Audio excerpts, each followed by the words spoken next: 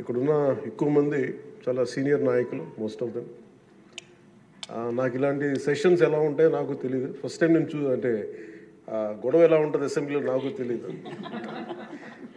నాకు చాలా ఆశ్చర్యం కలిగింది ఏంటంటే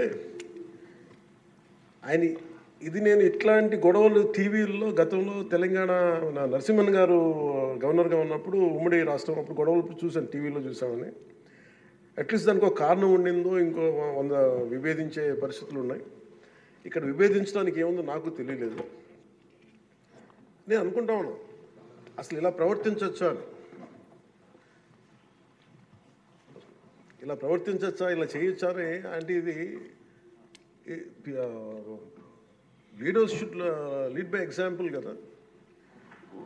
రాష్ట్రానికి ప్రథమ పౌరులైన గవర్నర్ గారు ఇలా ఈ స్థాయిలో ఉండి ఆయన మర్యాదపూర్వకంగా వచ్చి మన బడ్జెట్ మన రాష్ట్ర విధానాలని ఆయన ప్రవేశపెట్టి మాట్లాడుతూ ఉంటే గౌరవించే విధానం ఇదేనా అని అనిపించింది.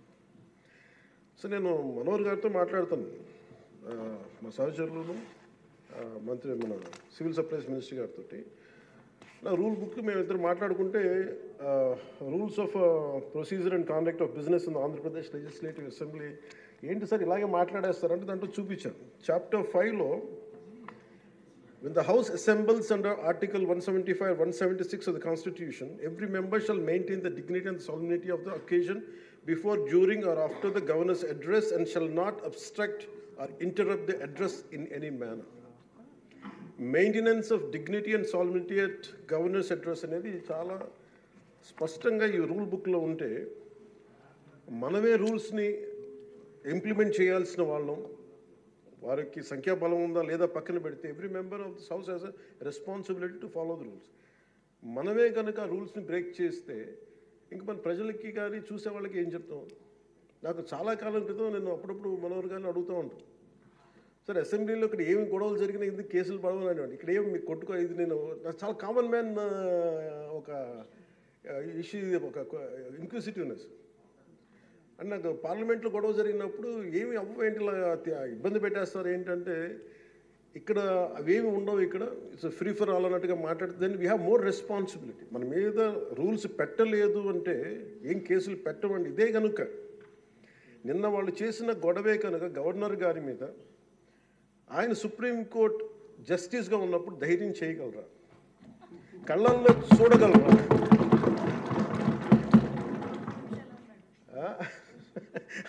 నాకు అది అనిపించింది. అంటే గౌరవించాల్సింది పోయి ఈ విధానం ఏంటనిపించింది.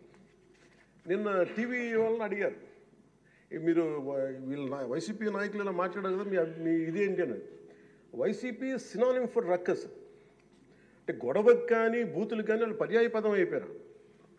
అంటే నిన్న చూసిన గొడవ జరిగిన తర్వాత నాకు నిజంగా అనిపించింది, గౌరవ ముఖ్యమంత్రి గారు అన్ని సంవత్సరాలు వాళ్ళు ఎలాగా వాళ్ళ తట్టుగా నిలబడ్డారు, ఆయనకి హ్యాట్స్ ఆఫ్ తెలియజేస్తాడు. అది ఎంత గట్స్ ఉండాలి, ఎంత దమ్ము ఉండాలి, ఎంత ధైర్యం ఉండాలి. అలాగే నాకు నిన్న గొడవలు జరుగుతుంటే నాకు అనిపించింది, నాకు ఇవే గుర్తొచ్చినాయి అధ్యక్ష. వాళ్ళు ఎప్పుడైతే పేపర్లు విసిరేసి అక్కడ దాకా వచ్చారో నాకు గుర్తొచ్చింది వివేకానంద రెడ్డి గారి హత్య గుర్తొచ్చింది. అంటే వాళ్ళ విధ్వంస విధానం చూసి. అలాగే ప్రజావేదికని కూల్చిన విధానాన్ని గుర్తొచ్చింది అధ్యక్ష. 200 పైచిలకు ఆలయాలని విధ్వంసం గుర్తొచ్చింది అధ్యక్ష. డాక్టర్ సుధాకర్ గారు చనిపోయిన విధానం గుర్తొచ్చింది అధ్యక్ష. జంగారెడ్డి కల్తీ సారాలో చనిపోయిన చావులు గుర్తొచ్చినాయి అధ్యక్ష. సుప్రీంకోర్టు జడ్జిలతో లెటర్ రాసిన విధానం గుర్తొచ్చింది అధ్యక్ష. వాళ్ళు చేసిన గొడవకి మన హైకోర్టు, ఆంధ్రప్రదేశ్ హైకోర్టు జడ్జెస్ని సోషల్ మీడియాలో బూతులు తిట్టిన విధానం గుర్తొచ్చింది అధ్యక్ష. సోషల్ మీడియా అబ్యూస్ గుర్తొచ్చింది అధ్యక్ష. పత్రికాధిపతులపై దాడులు గుర్తొచ్చినాయి అధ్యక్ష. రివర్స్ టెండరింగ్ గుర్తొచ్చింది అధ్యక్ష. పాలసీ టెర్రరిజం గుర్తొచ్చింది అధ్యక్ష. స్వయాన మీ మీద జరిగిన టార్చరు, దాడులు, ఇబ్బంది పెట్టిన విధానం గుర్తొచ్చింది అధ్యక్ష. మడడువుల విధ్వంసం గుర్తొచ్చింది అధ్యక్ష. చంద్రబాబు గారిని 53 రోజులు జైల్లో పెట్టి ఇబ్బంది పెట్టిన విధానం గుర్తొచ్చింది అధ్యక్ష. అమరావతి రైతుల్ని దారుణంగా రక్తాలు వచ్చేలా కొట్టి కేసులు పెట్టింది గుర్తొచ్చింది అధ్యక్ష. తిరుపతి కల్తీ లడ్డులు గుర్తొచ్చినాయి అధ్యక్ష. అబ్యూస్ ఆన్ విమెన్ గుర్తొచ్చింది అధ్యక్ష. మన కళ్ళ ముందు వీళ్ళు విధ్వంసం తెలియజేస్తూ ఉంటారు. వీళ్ళు ఈ స్థాయిలో ఇక్కడ ప్రవర్తిస్తే దానికి సంబంధించి బయట ఇట్లాంటి గొడవలు జరుగుతాయి అధ్యక్ష. ఇది మారాలి అని చెప్పి మనం మాట్లాడితే ప్రజలు మనకి ఈ రోజున ఇంత అత్యధిక బలంతో మనల్ని ఇక్కడ నుంచోబెట్టారు అధ్యక్ష, ఇక్కడ కూర్చోబెట్టారు మనందరినీ. దీనికి గౌరవ ముఖ్యమంత్రి గారు ప్రదేశాలు చెప్తూ ఉంటారు. అలాగే ఇది మినిమం గవర్నమెంట్, ఇది మన నరేంద్ర మోదీ గారు చెప్తారు, గౌరవ ప్రధానమంత్రి, minimum government and maximum governance అని. దాంట్లో భాగంగానే చాలా గ్రేట్ అడ్మినిస్ట్రేటివ్ రిఫార్మ్స్ పట్టుకొచ్చారు. ఈ రోజున వాట్సాప్ గవర్నెన్స్ కూడా ముందుకు తీసుకెళ్ళడానికి ఆయన అనుభవం. అంటే మేము ఈ ప్రభుత్వం చేస్తున్నది అధ్యక్ష, ఎక్కడా కూడా ప్రభుత్వం ప్రజలకి సామరస్యపూర్వకంగా ఉండాలి, ఎక్కువ సానుకూలంగా ఉండాలి, ఎక్కువ బాధ్యతలు పెట్టాలి, ఎక్కువ బరువు పెట్టకూడదు అనే విధంగా గౌరవ ముఖ్యమంత్రి గారి ఆధ్వర్యంలో నడుస్తూ ఉంది ప్రభుత్వం. మేమందరం ఆయనకి సహాయ సహకారాలు అందిస్తూ ఉన్నాం అధ్యక్ష. Governor his excellency Abdul Nazeer గారికి రాష్ట్ర ప్రభుత్వ అధిపతిగా గవర్నర్ హోదాలో శాసనసభను ఉద్దేశించి రాష్ట్ర అభివృద్ధి భవిష్యత్ నమూనాను దిశానిర్దేశం చేసినందుకు వారికి నా హృదయపూర్వక కృతజ్ఞతలు. అలాంటి ఉన్నతమైన వ్యక్తి ఇస్తున్న సందేశాన్ని చూసి వైసీపీ వాళ్ళు బాయ్కాట్ చేయడం చాలా దురదృష్టకరం. ఇలాంటి ఆయన చూస్తూ ఉన్నాను అధ్యక్ష, ఇట్లాంటి ఇబ్బంది పెట్టే సమయంలో కూడా ఆయన ఆరోగ్యం కూడా సరిగ్గా లేదు, జ్వరం వచ్చిన సమయంలో కూడా ఆయన ఎంత ఇబ్బంది పెడుతుంటే ఆయన చాలా సక్సెస్ఫుల్గా ఆయనకి ఇచ్చినందుకు మనస్ఫూర్తిగా వారికి నా ధన్యవాదాలు, నా కృతజ్ఞతలు తెలియజేస్తాను. చట్టసభలు దేవాలయాలు లాంటివి రాజ్యాంగాన్ని పరిరక్షించేందుకు 5 కోట్ల ఆంధ్రప్రదేశ్ రాష్ట్ర ప్రజల భవిష్యత్తుని నిర్ణయించే వేదిక ఇది. అలాంటి సభను హుందాగా నడిపించాలని కూటమి ప్రభుత్వం అధికారులకు వచ్చిన రోజు నుంచి తరచుగా చెప్తూ గౌరవ ముఖ్యమంత్రి గారు పదే మా అందరికీ దిశానిర్దేశం చేస్తూ ఉంటారు.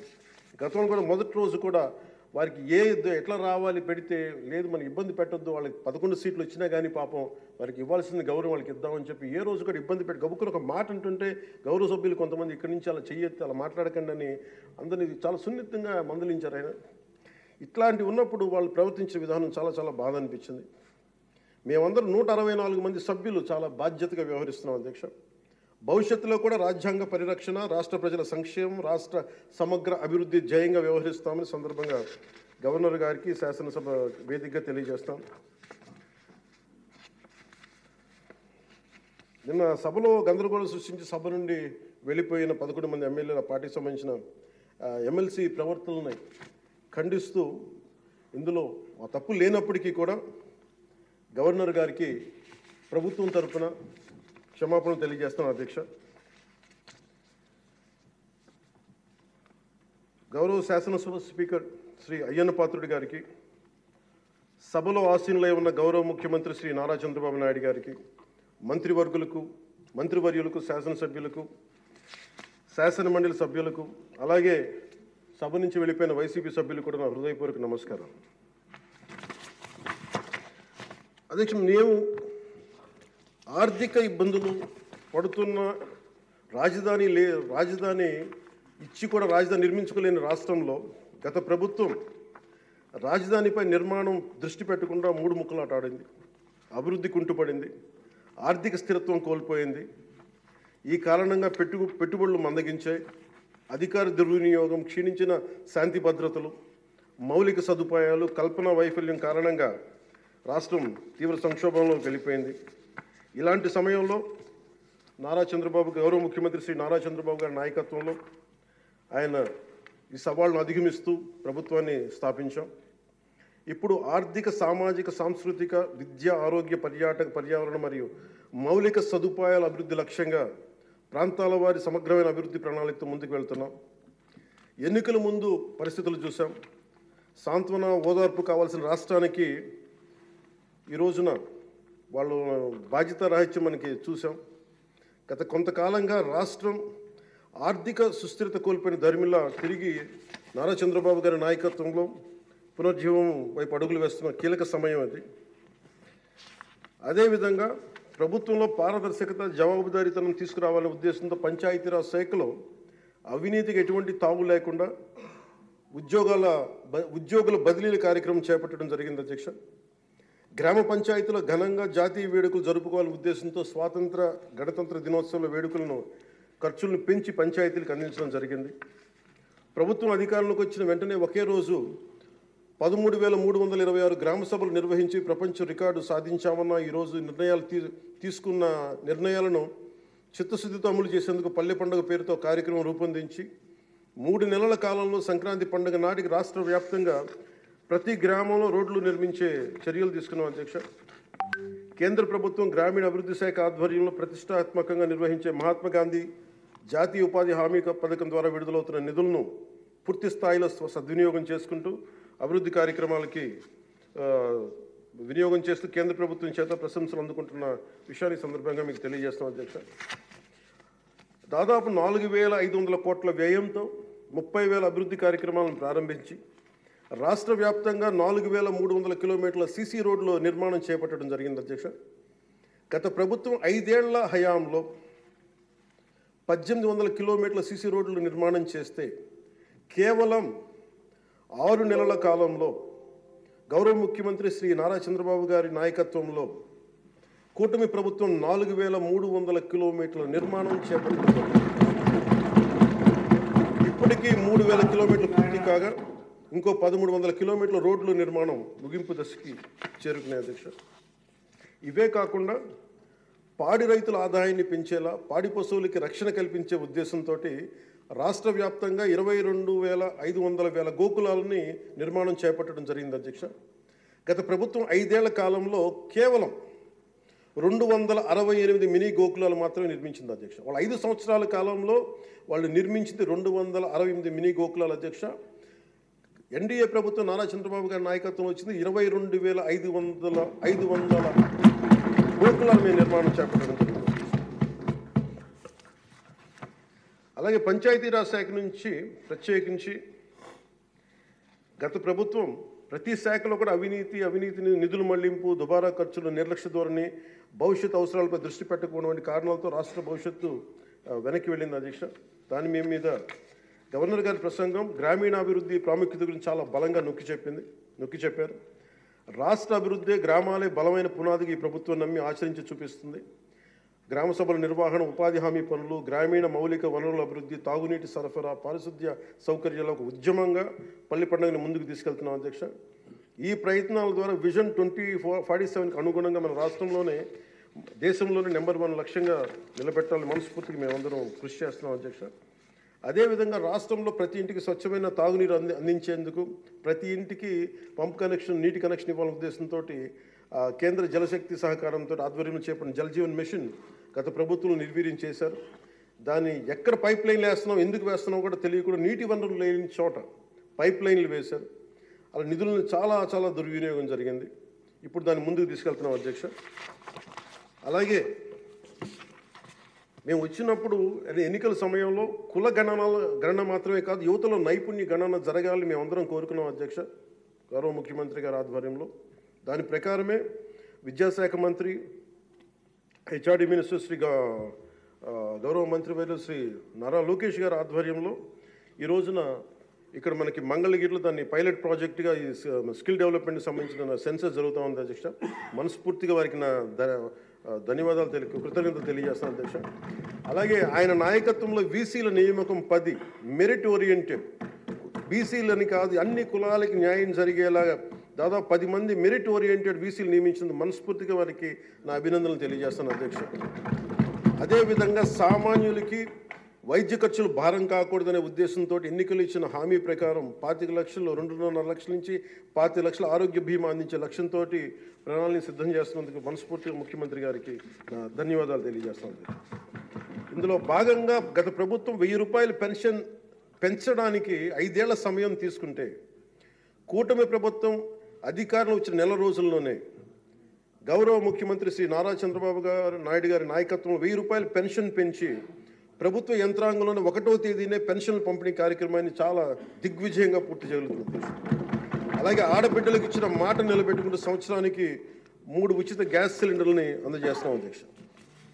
అలాగే భారత సంస్కృతి మూలం వసుదైక కుటుంబం, ప్రకృతితో మనుషులతో పాటు సకల చరాచర జీవజాలం చెట్లు పరిరక్షించుకోవాలనే లక్ష్యంతో అటవీ పర్యావరణ శాఖ దృఢ సంకల్పంతో పనిచేస్తున్న అధ్యక్ష. రాష్ట్రంలో పచ్చదనాన్ని 50% పెంచే ఉద్దేశంతో రాష్ట్ర వ్యాప్తంగా సుదీర్ఘకాలం జీవించే దేశీయ మొక్కల్ని పెంపకం చేపట్టడం జరిగింది. అలాగే ప్రత్యేక దృష్టి మనకి మన్యం, పార్వతీపురం, చిత్తూరు జిల్లాలో కూడా అటవీ ఏనుగుల నుండి రైతులు తరచుగా ఎదుర్కొంటున్న సమస్యలను పరిష్కరించేందుకు కర్ణాటక రాష్ట్ర ప్రభుత్వంతో కూడా forest minister Karnataka forest minister Eshwar Khandre గారికి కూడా నేను వెళ్ళి కలవడం జరిగింది అధ్యక్ష. వారికి మనకు సంబంధించి ఇక్కడ టీమ్ చేయడానికి అక్కడ కుంకి ఏనుగుల్ని మనకి తీసుకొచ్చేందుకు మనం చర్యలు తీసుకుంటా ఉన్నాం అధ్యక్ష. ఈరోజు నేను రాత్రి ముఖ్యంగా చిత్తూరు మన అన్నమయ్య జిల్లాలో జరిగింది చాలా బాధ కలిగిన తర్వాత 3 చనిపోయారు. దీనికి ప్రత్యేకంగా ఇప్పుడే సమీక్ష నిర్వహించి వస్తున్నాను అధ్యక్ష. ఇది మీ ద్వారా ప్రజలందరికీ కూడా తెలియజేయాలనుకుంటుంది ఏంటంటే, కొన్ని ప్రత్యేకమైన ఈ దేవాలయాలు కానీ కొన్ని అటవీ దాని కింద ఉన్నాయి అటవీ భూభాగంలో. నిన్న జరిగిన ఇన్సిడెంట్ అధ్యక్ష, అది రెగ్యులర్ రూట్ వాళ్ళు వాళ్ళేది అధ్యక్ష. ముఖ్యంగా ఫారెస్ట్ డిపార్ట్మెంట్ చెప్పింది ఏంటంటే, మీరు షార్ట్ కట్ కోసం ఎక్కడైతే ఏనుగులు ఉంటాయో అటు సైడ్ వెళ్ళారు అధ్యక్ష. ఆ వెళ్ళిన వ్యక్తి కూడా గతంలో అతని మీద రెడ్ స్టాండర్డ్స్ స్మగ్లింగ్ చేసే వ్యక్తి, అతను నాకు తెలిసి ఈ రూట్ అని చెప్పి దాదాపు 30 మందిని తీసుకెళ్ళండి అధ్యక్ష. అందుకని చిన్న ఏనుగు ఉంటే ఒక గున్న ఏనుగు లాంటిది, దాన్ని అది చూసి దాన్ని పంపించేయడానికి అరిస్తే మిగతా పెద్ద ఏనుగు వచ్చి దాడి చేసిన అధ్యక్ష. అందుకే ప్రత్యేకించి ఈ ఏనుగులు సంచరించే ప్రాంతాల నుండి ప్రజానీకానికి ప్రజలందరికీ కూడా మీ ద్వారా నేను తెలియజేస్తుంది, మీరు ప్రిస్క్రైబ్డ్ రూట్స్లోనే మీరు దయచేసి ఫారెస్ట్ ఎవరైతే నిర్దేశించిన రహదారులోనే వెళ్ళండి మీరు అని చెప్పి మీరు దయచేసి మీ ఉద్దేశం తెలియజేస్తాం. లేదంటే అవి వాటి ఉంటున్న ఏరియాలోకి మన ప్రాంతాల్లోకి వెళ్ళి మనం ఆపదను కొని తెచ్చుకుంటామని మీకు తెలియజేస్తూ వాళ్ళకి ప్రజలు కూడా దీన్ని తెలుసుకోవాలని మీ ద్వారా తెలియజేస్తాం అధ్యక్ష. ప్రభుత్వం వచ్చిన వెంటనే గత ప్రభుత్వం అటవీ శాఖ మంత్రిగా పనిచేసిన వాళ్ళు కూడా 77 ఎకరాల అధ్యక్ష 77 ఎకరాల అటవీ భూమిని వాళ్ళు అన్యాక్రాంతం జరిగింది అధ్యక్ష. గౌరవ ముఖ్యమంత్రి నారా చంద్రబాబు గారి నాయకత్వంలో తిరిగి 77 ఎకరాలను మనం సీజ్ చేయడం జరిగింది అధ్యక్ష. తిరిగి దానికి తగ్గ శిక్షలు పడేలాగా చర్యలు తీసుకుంటాం అధ్యక్ష. గత ప్రభుత్వం తరచుగా ఎర్రచందనం స్మగ్లింగ్ గురించి వింటూ ఉండేవాళ్ళం. విదేశాల్లో ఎన్నోసార్లు మన రాష్ట్ర సంపద నుంచి ఎర్రచందనం పట్టుబడింది. ఉదాహరణకి మీకు ఒక సంఘటన చెప్తాను అధ్యక్ష.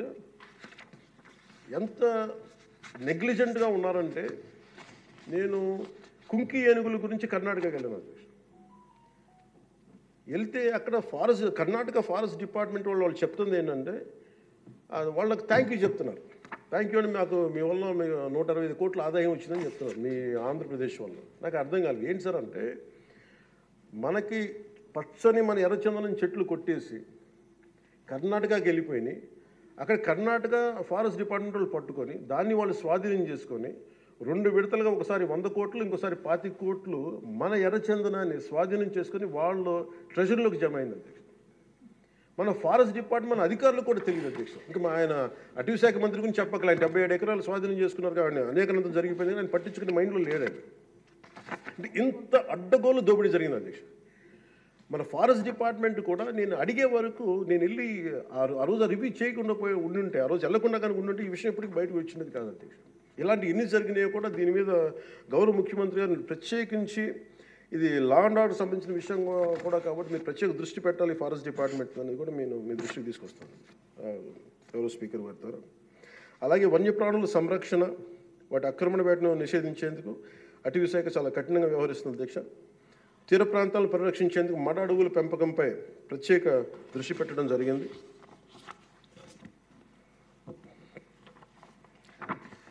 గౌరవ ముఖ్యమంత్రి గారికి దాదాపు ఒక 2 నెలల క్రితం వారి దృష్టికి వెళ్ళిన అధ్యక్ష.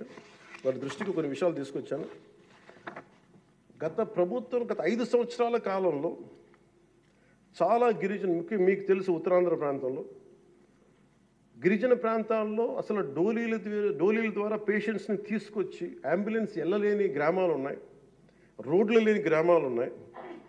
చాలామంది మనకి న్యూస్ పేపర్లో మనకి న్యూస్ వచ్చేది, డోలీల ద్వారా తీసుకొచ్చి వాళ్ళు ఇబ్బంది పడే విధానం, దారిలోనే వాళ్ళకి డెలివరీ అయిపోయే పరిస్థితి, చాలా ప్రమాదకరమైన పరిస్థితులు ఉంటే గౌరవ ముఖ్యమంత్రి గారు అపాయింట్మెంట్ తీసుకుని ఒకసారి చెప్పాను, సార్ మన దగ్గర ఆర్థిక పరిస్థితి అన్నీ తెలిసి కూడా నేను ఆయన ఒత్తిడి పెట్టడానికి వెళ్ళాను.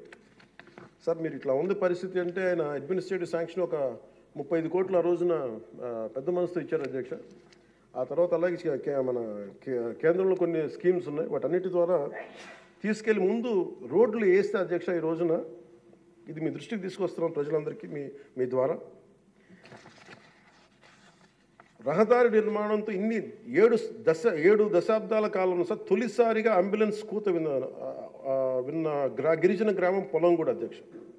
సకాలంలో అంబులెన్స్ రావడంతో నిమిషాల్లో ఆసుపత్రికి చేరుకొని ఆరోగ్యమైన మగబిడ్డకి జన్మనిచ్చింది ఒక గిరిజన మహిళ. గత ప్రభుత్వ హయాంలో గ్రామీణ అభివృద్ధి కోసం కేటాయించిన నిధులను దారి మళ్లించడం కారణంగా ప్రజల అభివృద్ధికి నోచుకోలేకపోయారు అధ్యక్ష.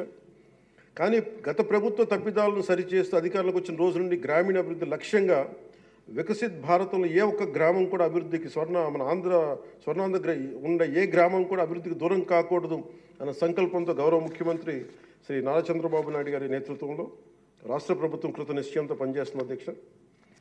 గిరిజన గ్రామాలు, కొండ ప్రాంతాల్లో డోలి మోతలు ఈ ముగింపు పలికే దిశగా ఆంధ్రప్రదేశ్ ప్రభుత్వం పంచాయతీరాజ్ గ్రామీణాభివృద్ధి శాఖ ఆధ్వర్యంలో చేపట్టిన మౌలిక సదుపాయాల కల్పనలో భాగంగా శ్రీకాకుళం జిల్లా కొత్తూరు మండలం గుట్టుపల్లి నుండి పొలంగూడ వరకు నూతన బీటీ రోడ్డు నిర్మాణం కొరకు మహాత్మా గాంధీ జాతీయ ఉపాధి హామీ పథకం కింద 21-22 ఆర్థిక సంవత్సరంలో మంజూరు చేయడం జరిగింది అధ్యక్ష.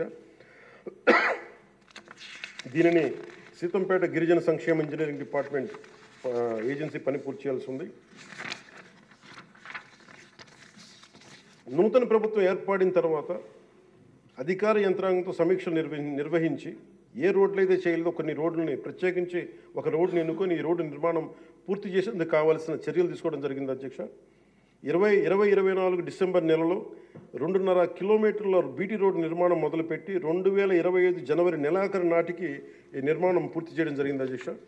ఇది వేరువేరు మండలాలు, జిల్లాలు కలిపేందుకు ఈ మార్గం ఉపయోగపడటం వల్ల పొలంగూడని సీతంపేటకు వచ్చేందుకు దాదాపు 25 కిలోమీటర్ల ప్రయాణ దూరం తగ్గింది అధ్యక్ష.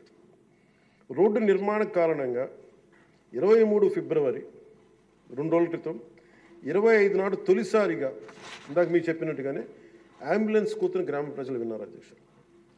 పురిటి నొప్పులతో బిడ్డకు జన్మనిచ్చేందుకు ఇబ్బంది పెడుతున్న శ్రీమతి సవర సబియాక అనే గిరిజన సోదరి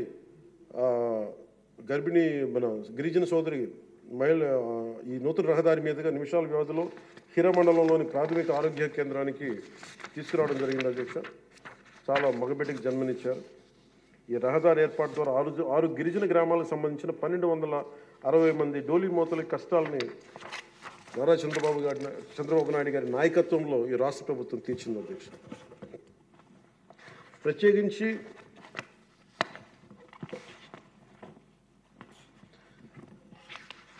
ప్రధానమంత్రి గారికి ప్రత్యేక ధన్యవాదాలు మనందరికీ తెలియజేయాల్సిన, గౌరవ సభ్యులందరికీ తెలియజేయాల్సిన బాధ్యత ఉంది. ఆంధ్రప్రదేశ్ గత వారి పాలనలో, వైసీపీ పాలనలో నలిగిపోతున్న దశలో ఏ ఒక్కరికి కూడా నేను ఎంత నిర్లక్ష్యంగా, ఎంత దుర్మార్గంగా ప్రవర్తించిన విధానం ఇక్కడే చట్టసభలో అలా ప్రవర్తిస్తుంది. రియల్ లైఫ్లో మీకు వాస్తవానికి వాళ్ళు ఎలా చేశారో తెలుసు. ఇలాంటి పరిస్థితుల్లో ఇంకొకసారి వాళ్ళ ప్రభుత్వం వస్తే పరిస్థితులు ఏమవుతాయి? దాదాపు సుదీర్ఘ 4 దశాబ్దాల అనుభవం ఉన్న ఆయన్నే, గౌరవ ముఖ్యమంత్రి గారిని 53 రోజులు జైల్లో పెట్టి యువ నాయకులు, ఐటీ మంత్రివర్యులు వారు నారా లోకేష్ గారిని కూడా జైల్లో పెట్టడానికి ఇబ్బందులు పెట్టి ప్రయత్నాల్లో మనకి అచ్చెన్నాయుడు గారు, గౌరవ మంత్రి అచ్చెన్నాయుడు గారిని ఇబ్బంది పెట్టిన విధానం ఇక్కడ మొదటి మీరు వచ్చినప్పుడు ఎంతమంది ఇబ్బంది పడ్డారు అంటే మొత్తం దాదాపు 90% హౌస్ చేతులు ఎత్తారు అధ్యక్ష. ఆ రోజున అలాంటి పరిస్థితుల నుంచి నేను కోరుకుంది ఒకటే అధ్యక్ష. ఆ రోజున ఆంధ్రప్రదేశ్ 5 కోట్ల మంది ప్రజలకి మేము అండగా ఉండాలి, దానికి ఏమి చేయాలని చెప్పి ఎక్కడా కూడా ఓట్లు చీలకూడదని చెప్పితే నన్ను తిట్టు లేదు అధ్యక్ష, అందరూ తిట్టారు. కానీ ఈరోజు నాకు ఆనందం ఏముందంటే అధ్యక్ష, ఈ రోజున గౌరవ ప్రధానమంత్రి నరేంద్ర మోదీ గారి దృష్టికి తీసుకెళ్ళి, కేంద్ర నాయకత్వానికి తీసుకెళ్ళి ఆ రోజున మాకు ఇది కావాలి, మీరు చెయ్యాలి అని చాలా ఇంపాసిబుల్ టాస్క్లు అడిగాం అధ్యక్ష. ఆ రోజున ముఖ్యంగా విశాఖ స్టీల్ ప్లాంట్ అధ్యక్ష. విశాఖ స్టీల్ ప్లాంట్ అధ్యక్ష మీకు తెలిసిందే ఇది. కానీ ఒకసారి మనందరం కూడా దీన్ని గుర్తు చేసుకోవాల్సిన అవసరం చాలా ఉంది అధ్యక్ష. ఇది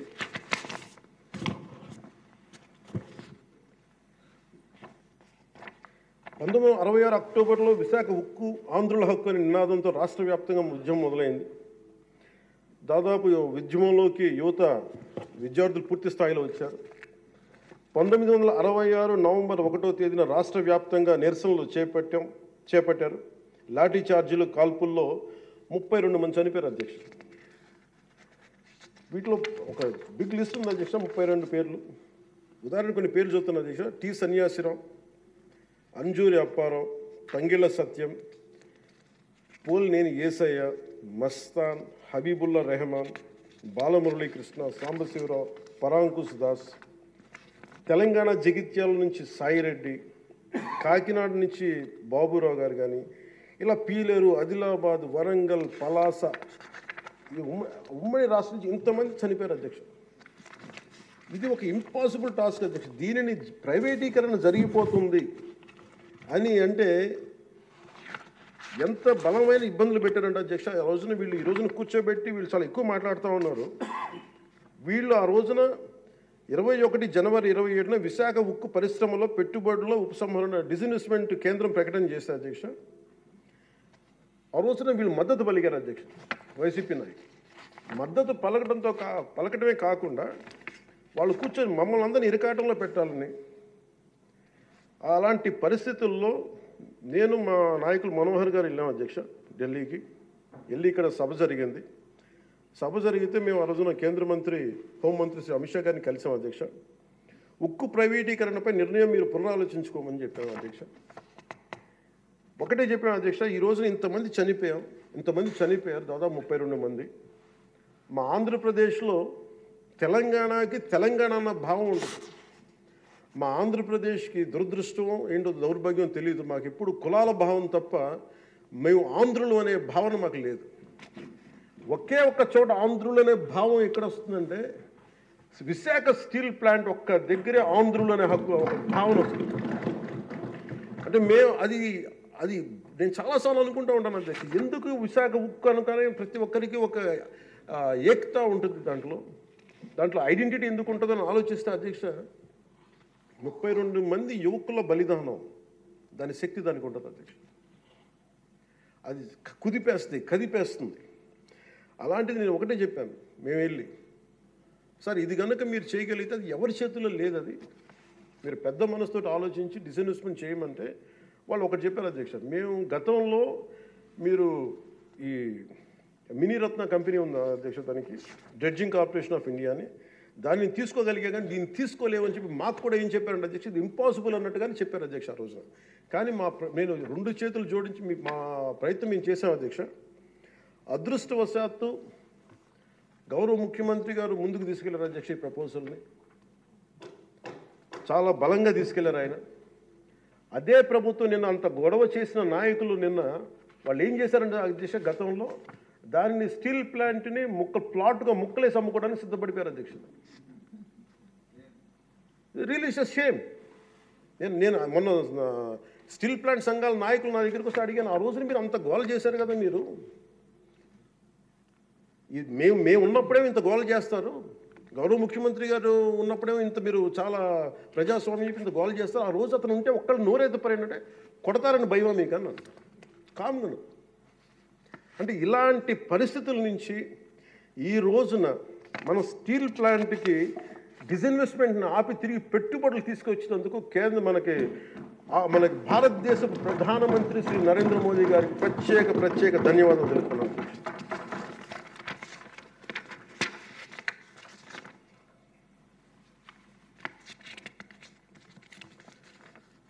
ఆ రోజు విశాఖ స్టీల్ ప్లాంట్ పరిరక్షణకి అఖిలపక్షం ఏర్పాటు చేయాలని మేము అడిగితే అధ్యక్ష, వాళ్ళకి గత ప్రభుత్వ నాయకుల్ని రాష్ట్ర ప్రభుత్వం స్టాండ్ ఏమిటో చెప్పాలంటారు. విశాఖ స్టీల్ ప్లాంట్ ప్రైవేటీకరణ జరగకుండా ఉంటే ఎలా ఆపుతారు చెప్పాలని, ఇలా కబుర్లు చెప్తే చూస్తూ ఊరుకోమని వాళ్ళు మాట్లాడారు అధ్యక్ష. వైసీపీ నాయకులు కేంద్రం మా మాట వినదని చెప్పారు అధ్యక్ష. పదవులు కావాలి, బెయిల్ కావాలని అడిగితే స్టీల్ ప్లాంట్ ఎక్కడి నుంచి వస్తుంది అధ్యక్ష? కేంద్ర ప్రభుత్వం ప్రవేశపెట్టిన ప్రతి బిల్లుకి మద్దతు ఇస్తున్నప్పుడు స్టీల్ ప్లాంట్ కోసం ప్రత్యేకంగా గనులు ఎందుకు అడగలేదని వాళ్ళు నిలదీశారు అధ్యక్ష. మేము చెప్పాను మీకు ఒక కార్యాచరణ ప్రకటించండి. మాకు ఆ రోజున ఒక ఎమ్మెల్యే ఆ ఎమ్మెల్యే కూడా మీరు తీసేసుకున్నారు. వైసీపీకి ఉన్నారు, మీకు టీడీపీకి ఉన్నారు. ఆ రోజు 175 మంది ఎమ్మెల్యేలు, 25 మంది ఎంపీలు. ఒక ఐక్య కార్యాచరణ ప్రకటించండి అంటే అండగా ఉంటామని చెప్తే కూడా వాళ్ళు కాపాడుకోలేపారు అధ్యక్ష. కానీ నారా చంద్రబాబు గారి నాయకత్వం మేము కాపాడుకున్నాం అధ్యక్ష. స్టిల్ మేము చాలా గర్వంగా చెప్పగలం, చాలా గర్వంగా చెప్పగలం అధ్యక్ష. అలాగే దీన్ని ప్రత్యేకించి అధ్యక్ష, ప్రధానమంత్రి గారికి మన సభ నుంచి అందేలాగా ఆంధ్రప్రదేశ్ మన అమరావతి మన క్యాపిటల్ దగ్గర నుంచి వెళ్ళేలాగా అక్కడికి అందేలాగా వారికి నా కృతజ్ఞతలు తెలియజేస్తాను అధ్యక్ష. I take this opportunity to express my wholehearted gratitude to Honorable Prime Minister Sri Narendra Modi ji for his unwavering trust in the Andhra Pradesh government and for extending the immense support in every aspect of state development. मैं इस अवसर पर माननीय प्रधानमंत्री श्री नरेंद्र मोदी जी को आंध्र प्रदेश सरकार पर भरोसा दिखाने और विकास में सहयोग देने के लिए अपना आभार व्यक्त करता हूं. The Polavaram project, Adhyaksha, these are key things. One is Polavaram project. The central government stood by us. That is, number one is Polavaram project, the lifeline of Andhra Pradesh. The Polavaram project is crucial for irrigation, resolving the drinking water crisis across the state. Under the previous regime, the project faced severe neglect with less than 10% of the work completed, leading to unnecessary cost escalations and delays due to reverse tendering. After forming the new government, Honorable CM Sri Nara Chandrababu Naidu Garu reassessed the project status and sought central support. The central government, under the leadership of Sri Narendra Modi ji, responded immediately, approving 12,157 crore for 24-25 and 5,936 crore for 25-26, ensuring rapid progress towards completion. The second one is Jal Jeevan Mission, Adhyaksha, safe drinking water for every household. The mission aims to provide 55 liters of safe drinking water per person daily through tap connections across 95.44 lakh households in Andhra Pradesh. The previous government failed to achieve even 1% progress in 5 years. The central government has sanctioned 27,000 crore for phase 1, boosting implementation efforts. The Andhra Pradesh government also has requested 54,000 crore for phase 2 and successfully advocated for an extension of the mission till 2028. And we acknowledge and we thank Honorable Prime Minister Sri Narendra Modi. Another major development projects worth 2.8 lakh crores. On June 7th, from Visakhapatnam, Honorable PM Sri Narendra Modi ji inaugurated and announced 2,08,548 crore worth of development projects, including a Visakha railway zone, for strengthening and connectivity and boosting regional transportation, green hydrogen hub and bulk drug park, positioning Andhra Pradesh as an industrial core leader, Chris City in Krishnapatnam industrial area, Tirupati district, enhancing economic opportunities, various national highway and railway projects improving infrastructure and connectivity, Urvakal industrial corridor driving employment generation in Rayalaseema region and reducing migration.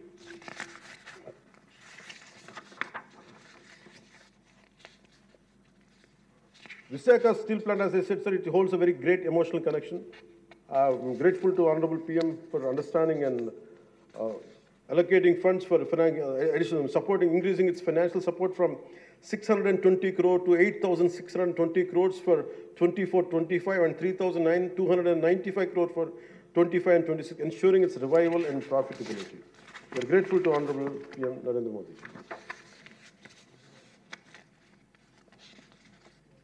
The central government has actively promoted regional heritage through Man Ki Baat and pilgrimage rejuvenation and spiritual heritage augmentation drive initiative, which is called, in short, the acronym is PRASAD initiatives.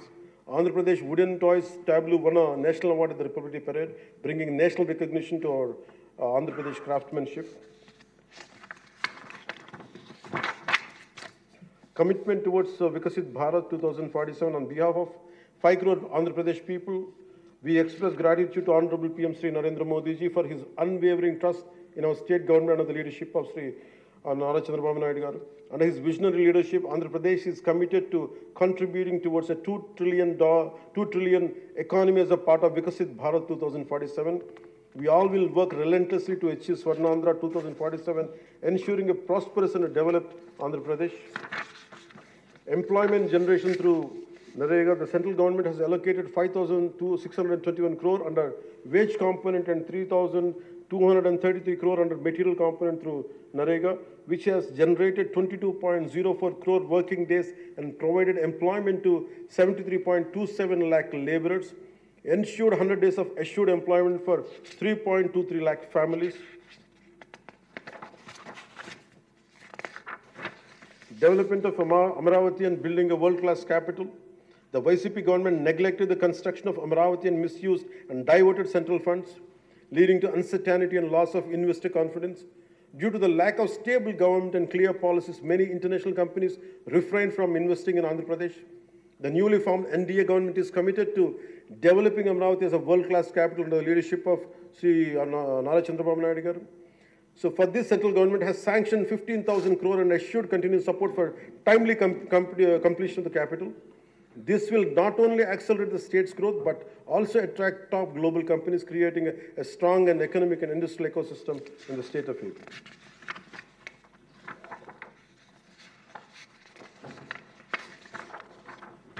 So once again, my sincere thanks to Honorable Sri PM Sri Narendra Modi ji and all esteemed central ministers for their support in transforming Andhra Pradesh into a growth powerhouse.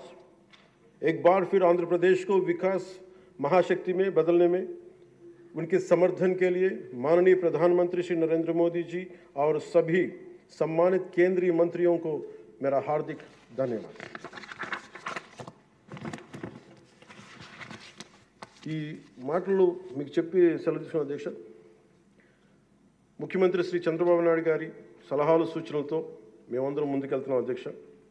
అదేవిధంగా ఎన్ని ఆర్థిక ఇబ్బందులు ఉన్నప్పటికీ ఎన్నికల్లో ఇచ్చిన హామీలని చిత్తశుద్ధిగా చేసేలాగా నిరూపించుకుని మనకు పూర్తి చేసేలాగా ఒక్కొక్క అడుగు వేస్తూ రాష్ట్ర ప్రభుత్వం పనిచేస్తూ ఉంది. అయితే 5 ఏళ్ల కాలం పాటు అభివృద్ధికి దూరమైన రాష్ట్రాన్ని ఎలాగైనా సరే గాడిలో పెట్టాలి, యువతకు ఉపాధి అవకాశాలు కల్పించాలి, ప్రజలకి కనీసం మౌలిక సదుపాయాలు కల్పించాలి, రైతు కన్నీరు పెట్టిన రాష్ట్రంగా ఆంధ్రప్రదేశ్ను తీర్చిదిద్దాలి, రాష్ట్రంలో శాంతి భద్రతలు పరిరక్షించాలి, 2047 నాటికి స్వర్ణాంధ్రప్రదేశ్ సాధించి వికసిత్ భారత్లో $2 ట్రిలియన్ ఎకానమీగా అవతరించి కీలక పాత్ర పోషించాలని ఆకాంక్షిస్తూ ఈ రాష్ట్రం అడుగులు వేస్తున్న అధ్యక్ష.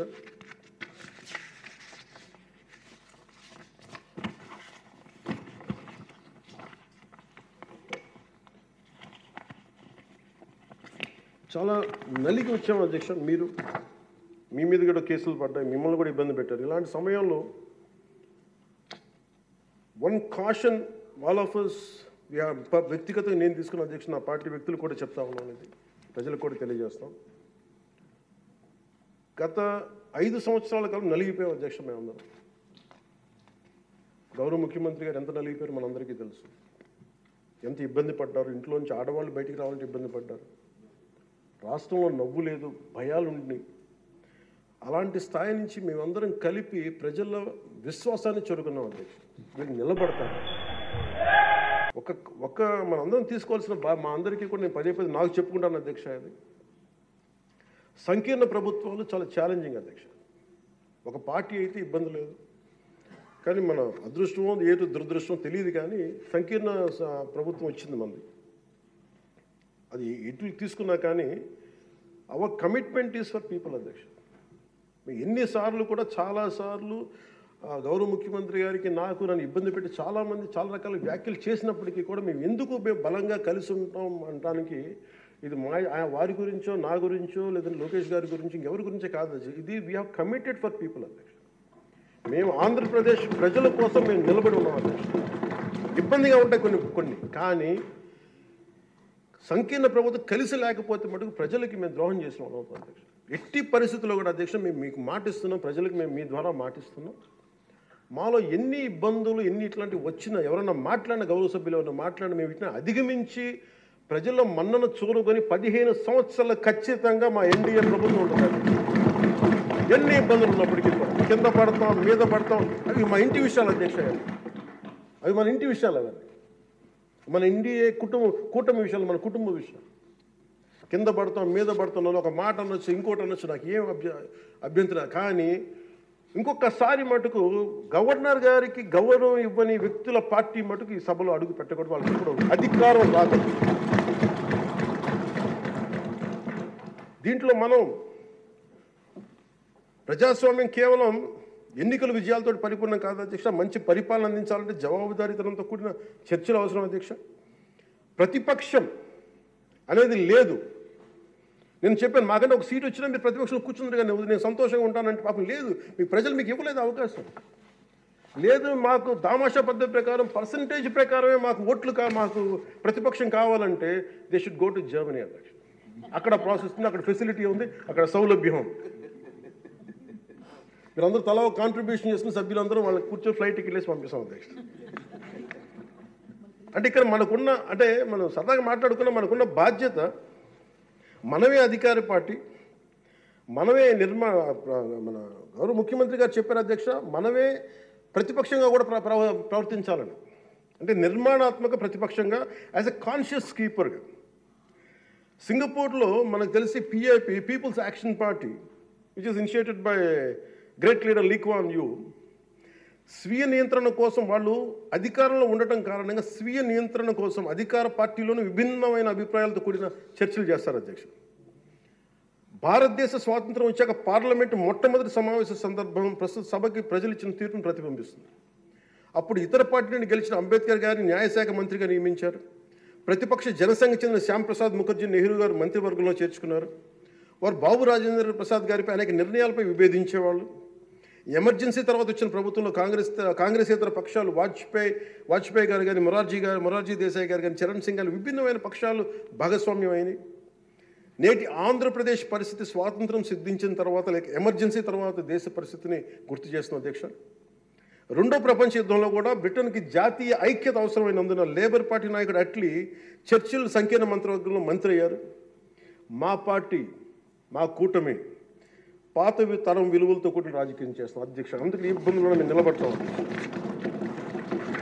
ఈ దేశ ఇలాంటి విపత్కర పరిస్థితుల్లో నేషనల్ రీకన్సిలియేషన్ క్యాబినెట్ అని అన్ని పక్షాలతో క్యాబినెట్ ఫామ్ చేస్తారు అధ్యక్ష. ఇప్పుడు మన రాష్ట్రంలో ఉన్నది స్టేట్ రీకన్సిలియేషన్ క్యాబినెట్ అని చెప్పొచ్చు అధ్యక్ష. ప్రతిపక్షంగా ఉండాల్సిన వాళ్ళు ముఖం చాటేస్తున్న ఈ సందర్భంలో అధికార పక్షం ప్రతిపక్షం కూడా మేమే అధ్యక్ష. ఇది ఒక్కోసారి మాలో మేము ఉదాహరణకి టీటీడీలో ఒక తప్పు జరిగింది అధ్యక్ష. చిన్నది పాలనా ఇష్యూ, అది కొన్ని ప్రాణాలు కోల్పోయి ఆ రోజు నేను వాళ్ళందరికీ వెళ్ళి క్షమాపణ చెప్పాను అధ్యక్ష. దేనికంటే ఇది నాకు సంబంధం లేదు అని అనుకోవడం కాదు. మా సభ్యులు ఉన్నారు అక్కడ మన Tirupati.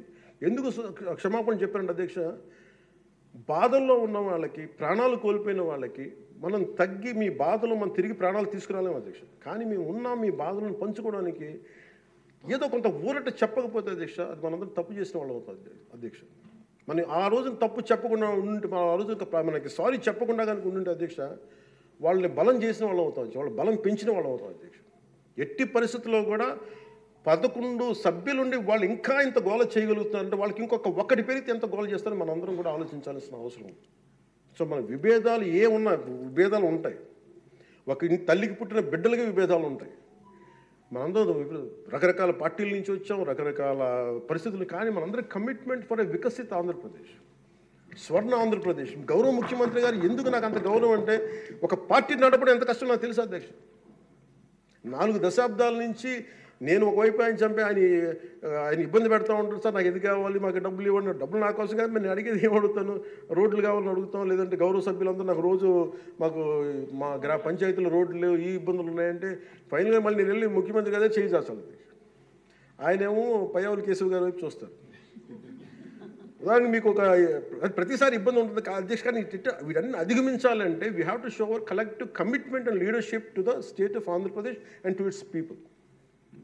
That is very essential from ఇది మనం. ఎందుకంటే ప్రతిసారి బ్యూరోక్రాట్స్ కూడా మనం బలంగా ఉంటేనే బ్యూరోక్రసీ కూడా చాలా బలంగా పనిచేస్తుంది అధ్యక్ష. అందుకే బ్యూరోక్రసీ కూడా కూర్చోబెట్టి వాళ్ళు వింటలేదంటానికి వీళ్ళు ఉండరేమో అని అనుకుంటే మటుకు వాళ్ళు కూడా వదిలేస్తారు. అందుకని మన commitment for people should be very strong and we have to show hour great resilience. అందుకని మనందరం కూడా ఇబ్బందులు ఉన్నా కానీ ఒక మాట అనుకుందాం, చేద్దాం. కానీ మన commitment for people should not waiver, not even inch. That's what I believe in అధ్యక్ష. ఇది మీ దృష్టికి ఒకటే తీసుకొచ్చి ముగిస్తాను అధ్యక్ష. కంఠంలో ప్రాణం ఉన్నంత వరకు we will work for the state development, state prosperity, for people of Andhra, and we die for the nation.